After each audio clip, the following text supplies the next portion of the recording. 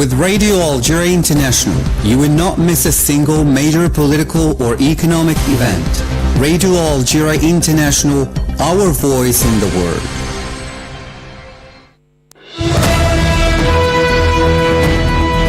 This is the English service of Radio Algeria International. It's time for the news. In today's top stories, Prime Minister Massaء has presided over the Conference of Algerian Consuls General and Consuls here in Algiers in implementation of President Abdelmajid Tebboun's guidelines to protect the national community abroad and encourage its involvement in the national renewal. Mr. Gharayeb has overseen in the city of Oran the ceremony marking the arrival and unloading of the first shipments of iron ore extracted from the Garaj Bilet mine. The United Nations has expressed concern at the continued Israeli attacks on Gaza despite the ceasefire agreement in force since last October.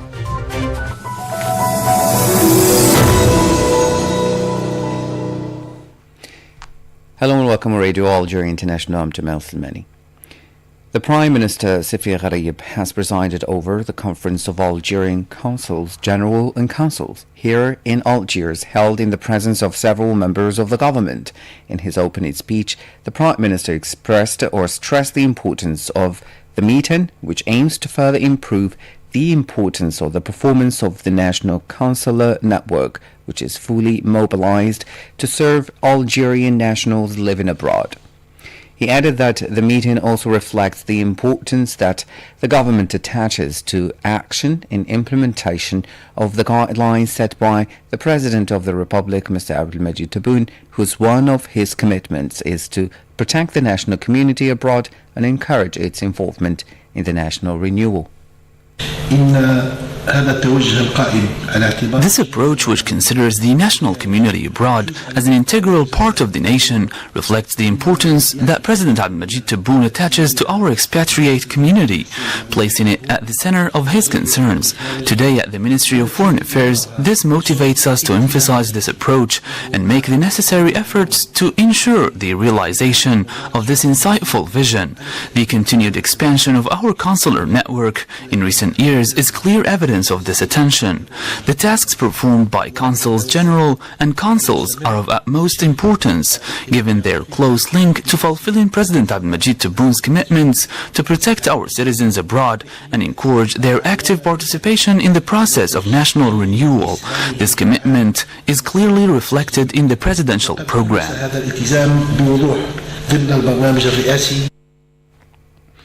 The Secretary of State of the Minister of Foreign Affairs in charge of the national community abroad, Mr. Soufiane Chaib, for his part, said that the strategic priorities of the President's commitment have been continuously consolidated through concrete and tangible actions for the benefit of our fellow citizens abroad, adding that the meeting is part of ongoing efforts to address their concerns and expectations.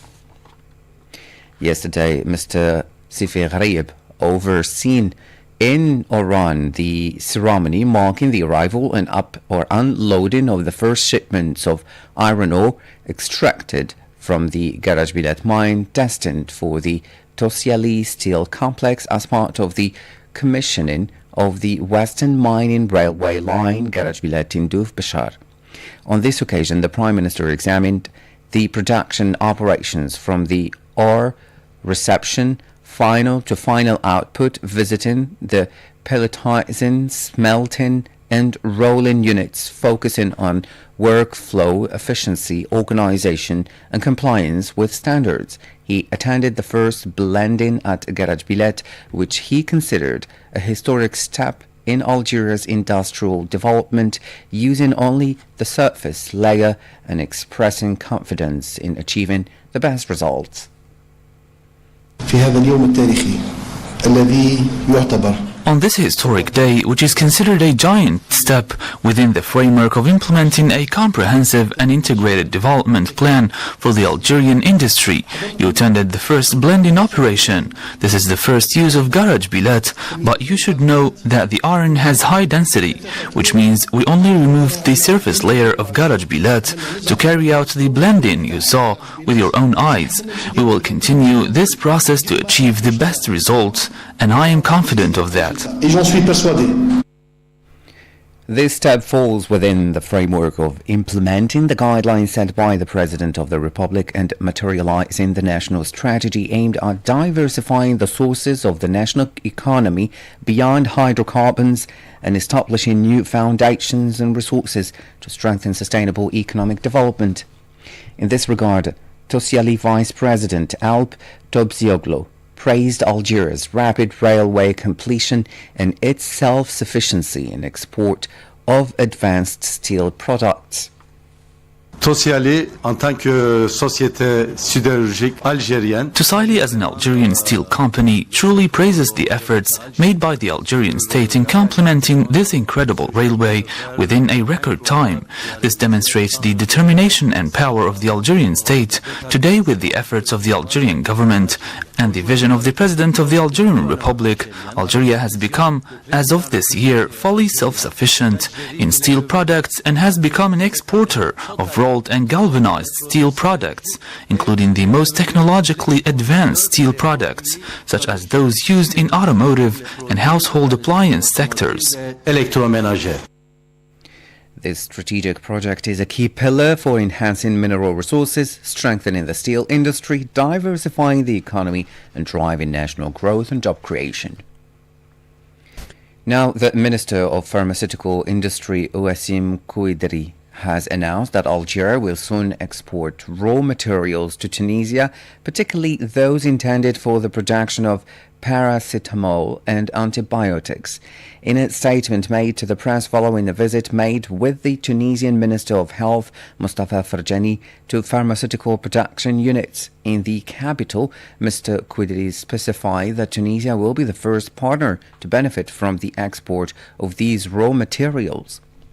On the occasion, the minister said the two sides agreed to activate the Memorandum of Understanding during the 23rd Algerian-Tunisian Joint High Commission in Medicine, Manufacturing and Expertise Exchange, covering vaccines, insulin, anti-cancer drugs and antibiotics, with plans to expand to other sectors. They agreed during today's talks to activate the partnership in manufacturing and exchange of expertise to achieve full integration in the pharmaceutical industry. During today's talks, we agreed to activate this partnership in the field of manufacturing and the exchange of expertise in order to achieve full integration in the pharmaceutical industry. For his part, the Tunisian Minister of Health recalled that the two countries have the expertise to strengthen their pharmaceutical partnership, support self-sufficiency, expand to African markets, and create a strategic stock of medicines to enhance security. The Tunisian minister also praised Algeria's pharmaceutical achievements and the shared expertise of both countries to advance modern production. We congratulate Algeria, its leadership and its people on the excellent level reached by the pharmaceutical industries and self-sufficiency. We have sufficient competencies in Algeria and Tunisia and expertise in Algeria and Tunisia to stand as one hand and move forward in producing modern pharmaceutical industries. The two ministers visited the Saidal Group unit in El Harrach and the Farah laboratories, highlighting production capacities and over 150 pharmaceutical products. Now, the Minister of State in charge of Foreign Affairs, the National Community Abroad and African Affairs, Mr. Ahmed Attaf, has received the Portuguese Minister for Foreign Affairs, Mr. Paulo Rangel. The talks focused on cooperation between Algeria and Portugal within the context of the celebration last year by the two countries of the 50th anniversary of the establishment of diplomatic relations and the 20th anniversary of the signing of the Treaty of Friendship, Good Neighborliness and Cooperation. The two sides also discussed ways to strengthen bilateral relations in various areas ahead of the 6th Algerian-Portuguese high-level meeting. The meeting also provided a renewed opportunity to exchange views and analyses on international and regional issues of common concern, in particular developments in the Palestinian question, the situation in the Sahel-Sahara region, the Western Sahara issue, and the prospects for the Euro-Mediterranean Partnership. The National Economic, Social and Environment Council, CNES, and the Economic, Social, Cultural and Environmental Council of Chad have signed here in Algiers a cooperation protocol with a view to strengthening the partnership between the two institutions, notably through the creation of a joint commission. The two parties said the cooperation will focus primarily on the exchange of expertise in the field of public policy evaluation and the strengthening of efforts related to the African peer review mechanisms. Now representing the Minister of State in charge of hydrocarbons and mines, Mohamed Arqab, the Secretary General of the Ministry of Hydrocarbons, Miloud Mejled, has participated in Abuja, Nigeria in the meeting of the process of activating the African Energy Bank. The meeting was held on the sidelines of the 9th edition of the Nigeria International Energy Exhibition and Conference to last until February the 5th. Now, the United Nations has expressed concern at the continued Israeli attacks on Gaza despite the ceasefire agreement in force since last October. In a statement to the press, the UN Secretary-General's spokesman, Stéphane Dujarric, expressed concern at the continued Israeli attacks that recently killed over 30 civilians, mainly women and children. It is worth noting that over 500 Palestinians have been killed since the ceasefire came into force last October. This came as serious concerns have been raised about the restrictions imposed by the Israeli occupying authorities, although the crossing point of Rafah on the border with Egypt was partially reopened 2 days ago. Asked about the Israeli restrictions, Palestinian political analyst Hassan Lafi had this to say. Israel now deliberately setting harsh conditions and difficult mechanisms that hinder the entry of returnees into the Gaza Strip. Consequently, it continues to try to obstruct the opening of the crossing as a lifeline for Palestinians in both directions.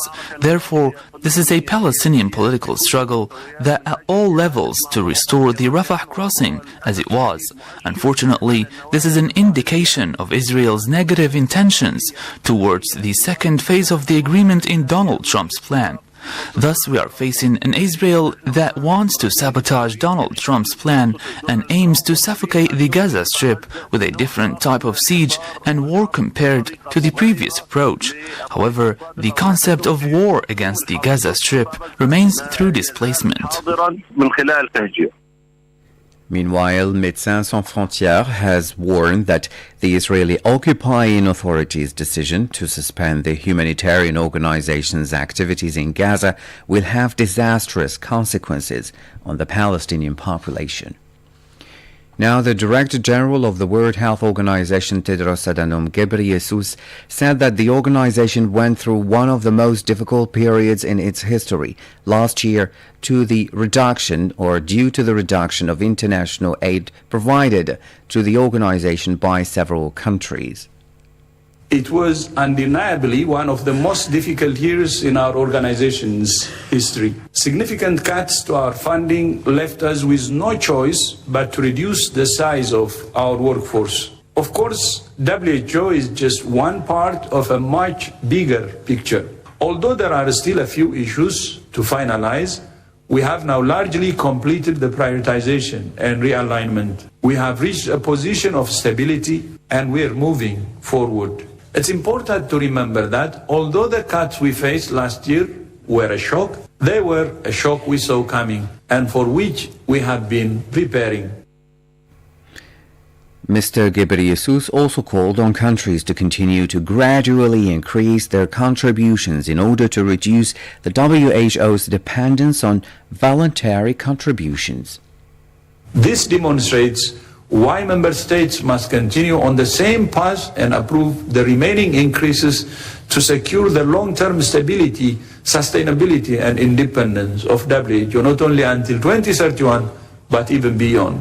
When I say independence, I don't mean independence from member states. Of course, WHO belongs to you and always will. I mean non-dependence on a handful of donors. I mean non-dependence on inflexible, unpredictable funding. I mean a WHO that's no longer a contractor to the biggest donors. I mean an impartial, science-based organization that's free to say what the evidence says without fear or favor. Although we have faced a significant crisis in the past year, we have also viewed it as an opportunity. It's an opportunity for a leaner WHO to become more focused on its core mission. In May 2025, member states gave the green light to a second 20% increase in mandatory contributions, but this is not enough because the WHO remains largely funded by voluntary contributions from member states. Chilean President Gabriel Boric has announced that former Chilean President Michelle Bachelet has been officially nominated by Chile as a candidate for the position of United Nations Secretary General with the support of Mexico and Brazil.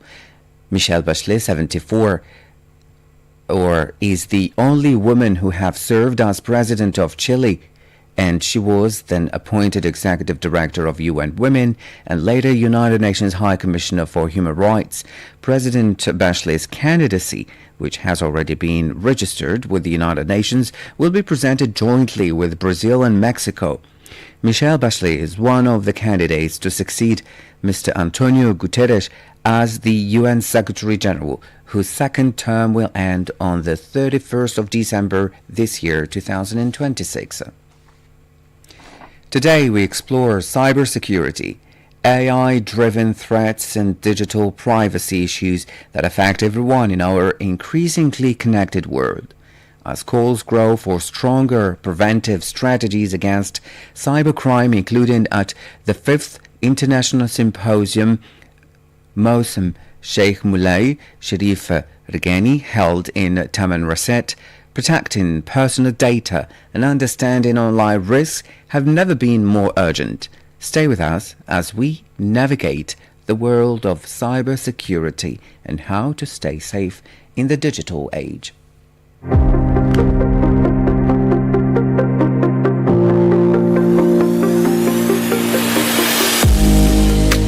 Hello and welcome to your weekly program Technoverse and the Science Planet on Radio Algeria International. Today, we explore a topic that affects every one of us who uses the internet: cybersecurity, AI-driven attacks, and digital privacy.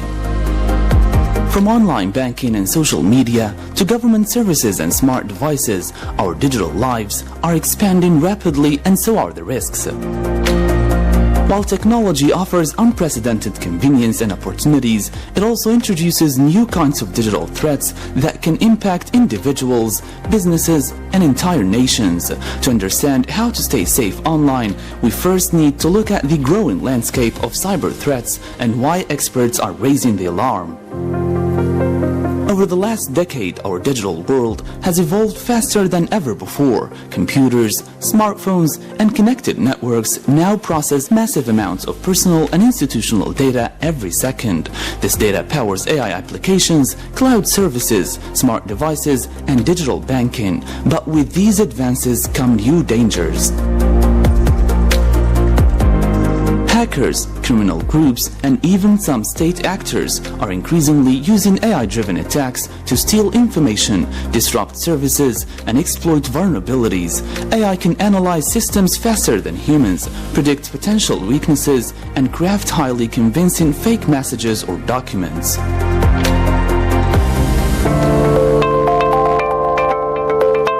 The UN Secretary General has warned of the growing dangers of such activities.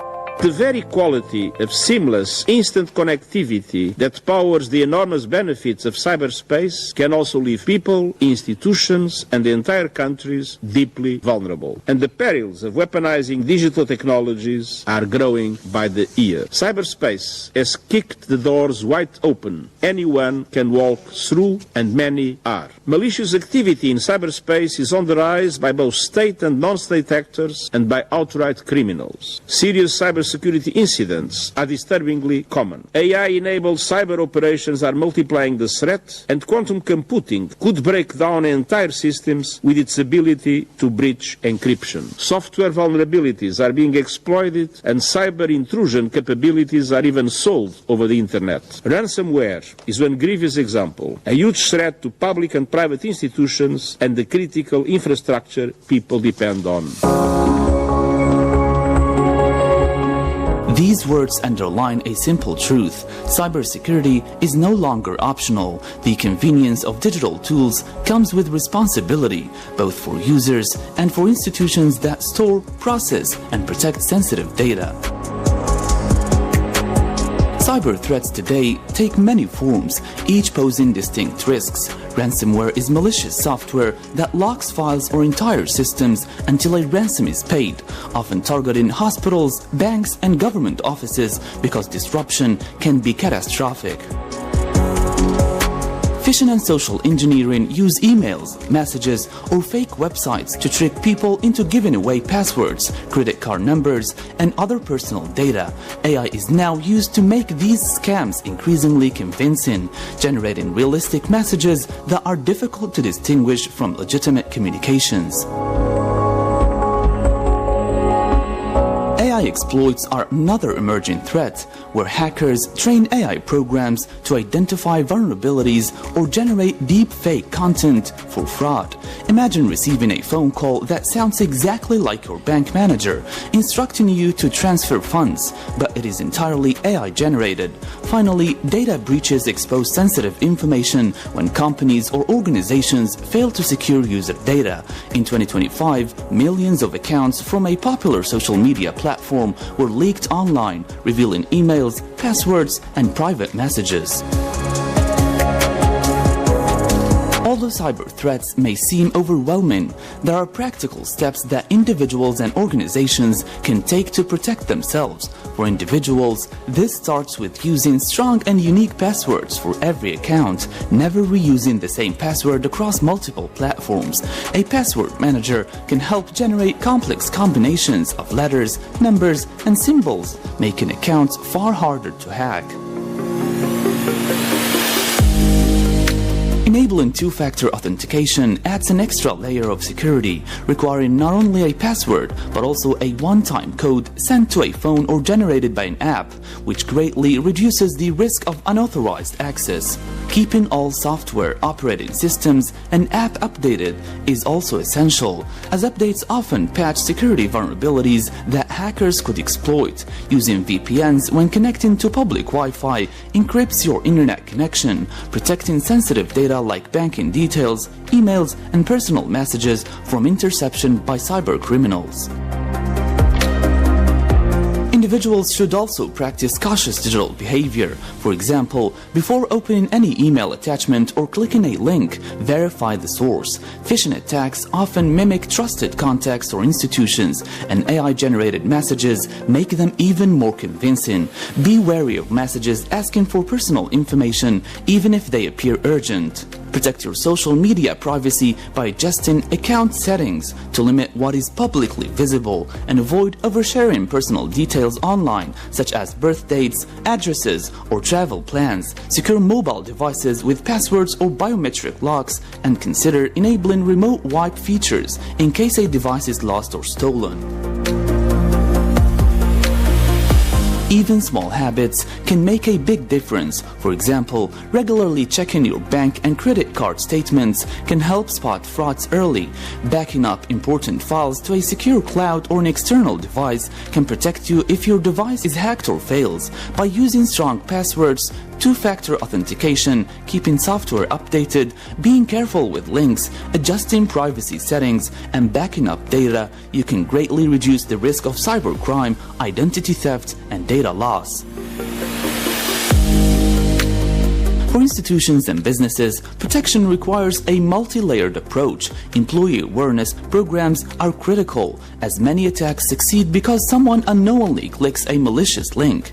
AI-powered threat detection is increasingly used to monitor networks and flag unusual activity in real time, such as detecting abnormal transactions in banks before fraud occurs. Regular offline backups ensure that data can be restored in case of ransomware attacks, while access controls limit sensitive information to authorized personnel only. Incident response plans prepare organizations to contain, communicate, and recover from cyber incidents quickly. For instance, schools implementing online learning platforms can enforce two-factor authentication and password rotation for students and staff, while banks may use AI to detect unusual account loggings instantly, blocking potential attacks.